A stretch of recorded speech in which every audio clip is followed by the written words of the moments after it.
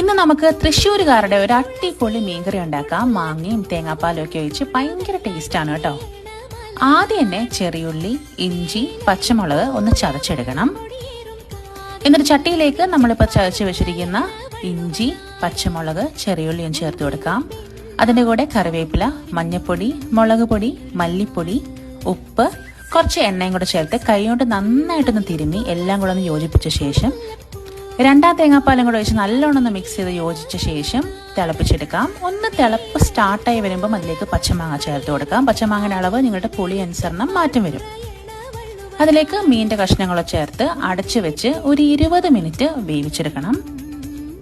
മീനൊക്കെ നന്നായിട്ടൊന്ന് വെന്ത് കഴിയുമ്പോഴത്തേന് സ്റ്റവൊക്കെ ഓഫ് ചെയ്ത ശേഷം ഒന്നാം തേങ്ങാപ്പാലും കൂടെ ഒഴിച്ച് ഒന്ന് മിക്സ് ചെയ്ത് കൊടുക്കാം. സ്പൂണൊന്ന് യൂസ് ചെയ്യലും മീനങ്ങ് പൊടിഞ്ഞു പോകും. പിന്നെ താളിക്കാനായിട്ട് വെളിച്ചെണ്ണയിലേക്ക് ചെറിയുള്ളി ഒന്ന് മൂപ്പിച്ച് കറിവേപ്പിലയും കൂടെ ചേർത്ത് കഴിഞ്ഞാൽ സംഭവം റെഡിയായി.